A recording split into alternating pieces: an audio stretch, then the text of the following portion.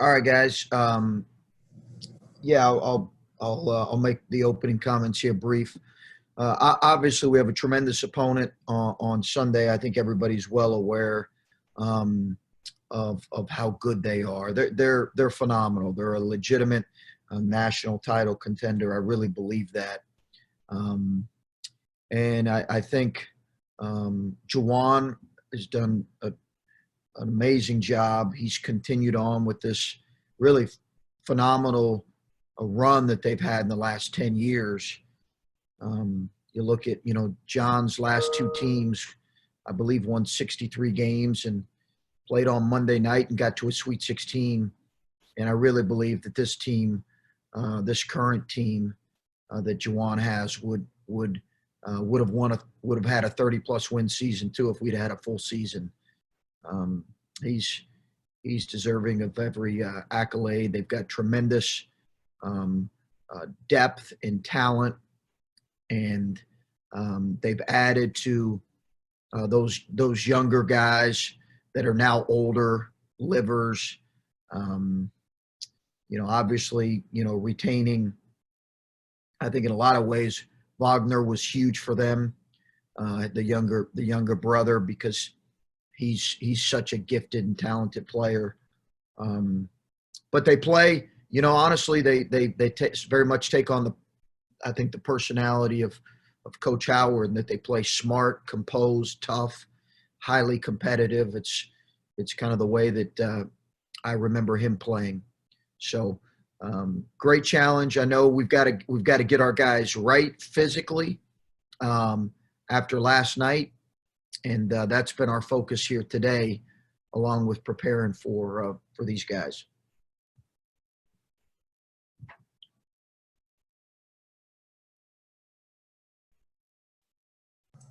Sorry about that. We'll start off with Adam Jardy. Adam? Sorry, lost the connection for half a second there. Chris, you just off the top there, you mentioned like trying to get healthy today. Did Seth come through the night okay? Like, just how are you guys doing as a group as you've had a little time to reflect? Yeah, I think he's going to be okay. We'll know more in a day, but he's banged up. He and Kyle. We'll see. Kyle will be. I think he'll be okay, but he's going to need some time off between now and game time. He's going to need some time off. And I thought it was interesting a moment ago you said how Michigan in a lot of ways has maybe taken on some of the characteristics of Jawan. And I know maybe your career didn't quite get to your playing career didn't quite get to the same heights as his, but not close. Do you feel that your teams take on some of the characteristics of how you play? Do you see some things in how you try to approach the game as a player in the teams that you coach? Hope so, Adam. I hope so. I think that's always,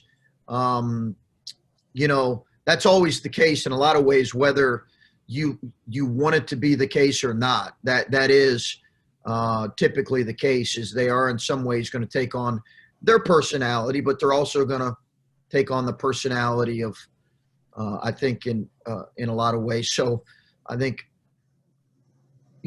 early in my coaching career, there were certain things that I tried to say I wanted to be about as a coach, and hopefully in a positive way, those guys, our team does that. And, they deserve credit for that they've embraced it, and I think believe in what we're doing. And again, you can see great belief with Jawan's team as well. You just tell they've got great belief in what they're doing. Okay, next up, Jared Smalley. Hi, Chris. Thanks for doing this, by the way. You all have played against some excellent bigs already this year. You've done a nice job in some of those matchups in particular. This is a unique game because they've got a couple of bigs, Wagner and Dickinson. When I've seen it, at least it seems that they play well, not only individually, but play well together, sharing the ball well. What is that unique threat, and what does that present to your big men? Well, I think it's what you see with every team right now that's performing at an elite level, is they are an extremely unselfish group, extremely unselfish. And I think you find that thread with every team right now that is playing at an elite level. They've got a ton of weapons. Hunter has really provided them. He's got great size. He's 7'2", and he's got really good length. Austin Davis backs him up, and he's good and physical and a challenge. But then their wings, they just have, when I say wings, Wagner's in that group, Livers, they're just, I know those guys are on draft boards, and for good reason. They're really good players. And those guys present challenges because of their versatility. Okay, next up, Stephen Hellwagen. Hey, Coach. As you look at Michigan, obviously they had the 3-week hiatus, and that could have gone one of two ways for them. The first 20 minutes against Wisconsin, they didn't play very well, and then it was lights out basically after that. In studying those two games, Wisconsin and Rutgers, what in your mind, and I don't know how in depth you've just looked at those two games in the last 12 hours, but I don't know, just your thought, how are they different, better? What's been the solution for them, I guess, dealing with having to come back from that hiatus? I could probably give you a better answer when I finish my completely finish my viewing of them. But you've not seen a tremendous drop off, Steve. Okay. There's not been one of these, and I think you see that in a number of teams. But I think the elite teams, you've not really seen much of a drop off after a COVID break in the elite teams. And I think Baylor may be on one now, or maybe coming off one. I don't know. I get lost with all that, but they'll be the same, I'm sure. And they appear to have honestly not skipped a beat from how good they were playing before. Mm-hmm. And you talked about it last night, but how uncanny is it about Walker? 13 points and 7 assists, I think, last night. That may have been one of the better games he's played in his 2 years at Ohio State, when you take it all into account. Just for him to play, as he said after the game, with 3 fingers taped together. I mean, you guys, somehow, some way, these veterans are finding a way to get the job done. I don't know. What do you say about that, I guess? Well, it's hard, He's a good player, really good player, and he plays to win, understands playing to win, brings great maturity, Steve. He isn't fully healthy, but he's in a great rhythm right now, too. He's playing with a lot of confidence and in a great rhythm. Thanks. Okay, next up, Spencer Holbrook. Chris, when you have a guy like EJ who was in foul trouble for most of the second half and still comes away with 23 and 5, and when he's on the floor, it was kind of starting to make the difference in the game there in the second half. What do you see out of him game by game that just makes you more confident in his ability? He seems like he just continues to get better with each game. Yeah, he's playing with such great confidence right now, and he's such a difficult matchup offensively. The challenge for EJ is, his ball screen defense has to improve. He's got to help us more in some of those areas, but he's in just he is in such a tremendous confidence and rhythm right now offensively.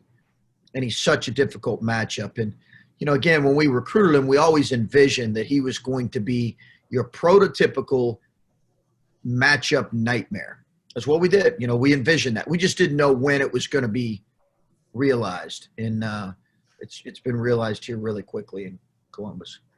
I know you've already touched on a little bit of you guys being banged up, but how do you manage that when you come off of an emotional win like that last night, and then now you have to turn around and probably play the game of the year for you guys, maybe the game of the year in the entire conference? How do you manage that level of being banged up with still having to, knowing that you have to prepare for a team like Michigan? Well, we got to do everything you got to do today. We got to sleep. We got to get sleep tonight. We got to hydrate throughout the day. Have to hydrate throughout the day. We got to get our smoothies and our vitamins from our nutrition staff. Q has to do a phenomenal job, which he will, in terms of a stretch recovery period in the weight room. Our guys that didn't play a lot of minutes are going to have to do some extra conditioning, and they're going to have to embrace that. The guys that are banged up are going to have to spend time with Brad and Q. We need to have a good cleanup film session to learn from the mistakes we made last night. And then we've got to go to bed. We got to go to bed. We got to get to sleep early and then get ready to go tomorrow. All right, next up, Patrick Murphy. Chris, I feel like when you guys play Michigan, we always ask about the rivalry, and it's different from football because you guys tend to play more than once a year. But this year, not only is there only one scheduled game, but it's two of the top teams in the country. Just how do you look at this specific matchup in terms of that kind of school versus school rivalry, maybe different than some of your previous years? Listen, I recognize being here my fourth year what this rivalry, and it really is a rivalry across every sport here, but I recognize what it is and what it means. We understand and what the game in football is, and I recognize the importance of that to our fan base. It's important to our players, and I think the best way to honor a rivalry is to respect it for what it is and to try to bring your best competitive stuff to it. And that's what we're going to try to do. That's what we've tried to do. They have a tremendous program. They have for a number of years now. Again, Juwan's done a phenomenal job. John did a phenomenal job, clearly. It's a tremendous program. We've got great respect for them. We're going to need to play our very best.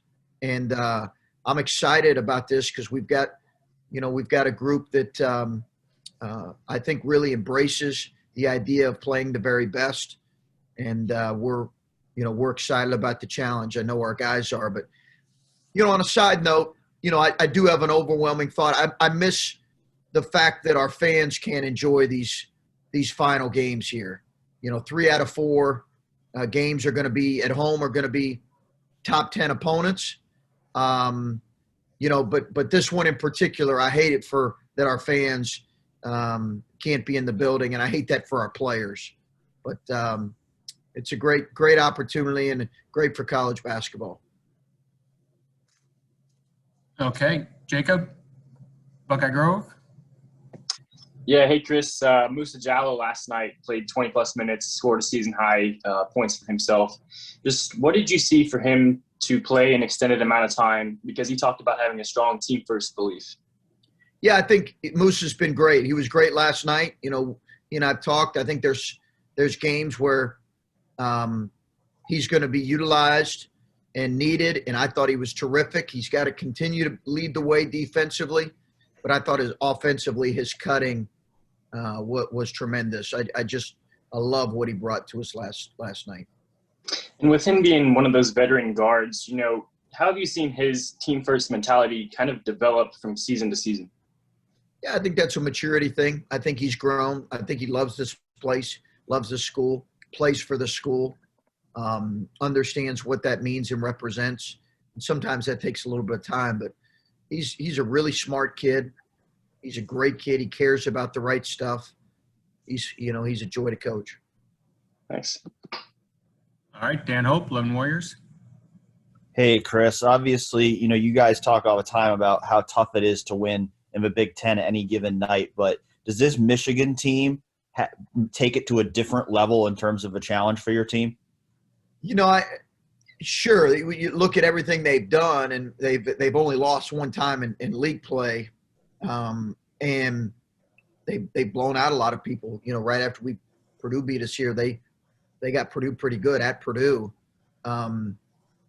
They've just been really impressive. So right now, obviously, you look at them, and I believe what I said. They're a legitimate national title contender, and I think it's a great challenge for us to see kind of where we're both at. Yeah, how much does it, make you feel like you say they're a legitimate national championship contender? How much do you go into this game feeling like we're going to learn something about our team on Sunday? I think you love that about playing really good people. I think you love that. I mean, we learned stuff last night in last night's game, but I think you obviously, you really appreciate, that experience to learn kind of where you're at as a team right now as well. Last year we played a couple times and we both had really in some ways similar seasons. Great non-conferences. We stubbed our toes both a little bit in league play early, and then got in a good rhythm towards the closing stretch. And I think we're both going to be around a 4, 5, or 6 seed. So it's, they were good last year. They've taken it up a notch as this year for sure. Thanks, Chris. All right, Stephen Means. Chris, given that it's only one game this year and all this other stuff, the intangibles with it, are you able to maybe tap into some of those emotions with this rivalry a little bit more than maybe in other years where you're playing them multiple times? Yeah, maybe. I think I think when you look at the game right now, being in late February, being where both teams are ranked, and only playing once in the regular season, certainly you could look at it and it really builds, to this. Now, it is one game, and we've got 3 more after that. But I do think all that is around this particular game, makes it a fun one for college basketball and a fun one for our fans, and obviously probably brings more attention because we're only playing once and because of the season both teams have had. Thanks. Okay, Brendan Gulick. Hey, Chris. When you had a chance to watch the film of the game they played against Minnesota where, they just had an off night, how much of that game did you take away looking at Michigan saying, gee, they were really vulnerable in this area as opposed to, man, it was just a tough night for them? I thought Minnesota was really good that night, and we know what that feels like, right? We've been through that. I thought they were really good that night. They had a lot to do with that game being where it was. You always look at games like that. They haven't lost much, so you're always looking at that game and trying to see what you can figure out. They had a close game earlier in the conference season against Penn State, I believe a 4-point game. So you're looking at those things, but in that game, I think, for whatever reason, there have been teams that have went up to Minnesota and really struggled, and a lot of that is a credit to Minnesota. Let's talk about Dwayne for a second. I know he gets a lot of flack because sometimes his inefficiency on the offensive end becomes a focal point, and I know you've semi-jokingly said he's going to take you to an early death or something to that degree. But last night he was probably as efficient as he's been all year, and he continued to do it in a clutch fashion when EJ got in foul trouble, and Dwayne seemed like he really stepped up in the second half. When you see him in clutch moments, do you hold your breath, or do you just know that Dwayne kind of lives and thrives for those opportunities? Yeah, no, I think he's growing in his ability to make the right play late, and make the right decision late, and make the right decision in the guts of the game or throughout the course of the game. I think he's really grown in that area, and that's a credit to him. I think he continues to evolve as a player. His efficiency improves. Defensively, he was not at his best last night. He's got to be better, but he had an efficient offensive night for sure. All right, Colin Haas-Hill. Because I think a lot's going to be made of this game, and for good reason, since you guys are both top 5 teams. But if you look at the way that you guys are trending and both recruiting, it might not be the last time where there's a lot on the line. Or do you see that there's a lot that's going to go into this game, and a lot that's going to be talked about in this game, but the way that you guys are building your programs, you and Jawan right now, that this might not be the only one where there's big stakes? I hope so, Colin. I hope so. I think that's great. That'd be great for both places. That'd be great for both universities. That would be great for college basketball. I hope so. And I think that's the thing that you feel good about, is that this is a February game that means a lot. This is not an early season game, but this is a February game that means a lot. I hope so. I do really like where we're recruiting. I like where we're at with that. I know they're recruiting at an exceptional level as well. So, I hope that's the case, and I think that would be great for both programs, both universities. Certainly, you could look at this and say that appears to be the case. It's our job as coaches to make sure that we're working every day to provide meaningful games, for our players, for our fans, and everybody in February and March. Okay, Bruce Hooley. Chris, I know you have to prepare in all different scenarios in the Big Ten, road game, coming back, playing. What's the minimum amount they give you? Is it Thursday? Could you conceivably play Saturday or Sunday? What I'm getting at is what is the difficulty of playing Thursday night road, Sunday afternoon early? Do you have enough time to do everything you want to do, given that I know with a team like this, there's probably never enough time to do everything you want to do? No, I would characterize it as a quick turnaround, Bruce. And, when we were looking at potentially, the change in the Penn State game, we had initially looked at flipping and going there first and here second. And we almost did it. It just didn't work out. We did. It was the only time I all year looked ahead at the calendar and the schedule and looked at, okay, how would this affect things? And I knew at that time, I did not anticipate an 8 o'clock tip, but I knew at that time it was going to lead to a quicker turnaround than would be ideal. But there's no excuses. Everybody has quick turnarounds in this business. We've got to figure out a way to be our best come Sunday.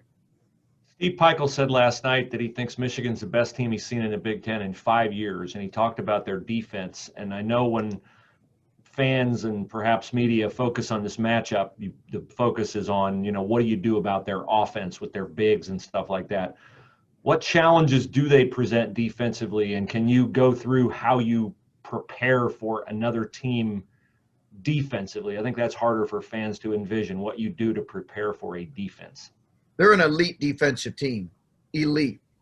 And they were elite defensive team, I believe, was it 2019, one of John's teams that went to the Sweet 16, and then the year before, his team that went to the final game and played, I believe Villanova was an elite defensive team too, I believe. So those were two elite defensive teams. This is an elite defensive team as well. They are phenomenal, Bruce, just phenomenal on that end. They're big, they're long, they're physical. And for Steve to say that is a big statement. The best team he's seen in, what do you say, 4 years or 5 years? 5 years. That is a big statement because, you've had Michigan State's been to a Final Four. Purdue was a kind of a tough play away from another Final Four. You've had some incredible teams come through here. So it's quite a thought there. All right, Andy Evans. Chris, we've talked to you about, COVID and the fact that there are no fans. Yet in your career, you are 2-0 at home. Going even back the last 5 years, the Buckeyes are 3-0 against the Wolverines when playing here in Columbus. Do you think that there is still going to be some sort of home court advantage for Sunday afternoon's game? And would this be the kind of game where if you had fans available, this is definitely the one where you would like to see the seats filled for this kind of game coming up Sunday? There's nothing I'd like more. I mean, outside of world peace, I don't think there's anything I'd like more than to be able to open this thing up for Sunday's game. It'd be the hottest ticket in a long, long time, right? It just would. There's not many opportunities this late in the year that provide this type of a matchup. Now, hopefully, both teams can perform at a high enough level where it's an entertaining game. But it would just be a tremendous experience I hate it for our fans. I do. I hate it for our players and our fans. It's reality. I understand it. I'm not taking any issue with it at all. I understand it, but not having fans, I hate that for our players and for our fans. Do you think that there is still going to be some sort of home court advantage for you guys? It's minimal. It's minimal, if anything, to be honest with you. From what I've experienced, it's very, very minimal. Slight, if anything. There's not much to it. It's just not much. I wish I could say, because we have 3 top 10 opponents coming in. I wish I could say it's what it normally is. It's a negligible advantage, I think, in a lot of ways. Slight, if anything. All right, thanks, Chris. And we'll finish up with Tony Gerdeman. So I think you guys have like 7 or 8 players that can give you 10 to 15 points on any given night. Sometimes they'll give you, 0 to 4, depending on who it is. Do you like having that many guys that can produce, or would you rather have, I know what I'm getting every night from these 3 or 4 guys? And which is more difficult for teams to defend, do you think? I think depth can help you through the course of a conference season, okay? Because you go on the road like we did last night. We needed a variety of guys to step up. I don't know how much depth really helps you in an NCAA tournament setting necessarily. You've seen teams, some teams play a lot of guys. Carolina typically has, and you've seen like Villanova run a 7 or 8 man rotation and win 2 national championships in the last 10 years. So I don't know that necessarily helps you in terms of a tournament, but I do think over the course of what we now play, 20 league games, depth can help you. Do I have a preference? I'm still trying to figure that out a little bit. I just think with this year's team, it's best for this year's team right now to continue to play the number of guys we're playing. Thank you.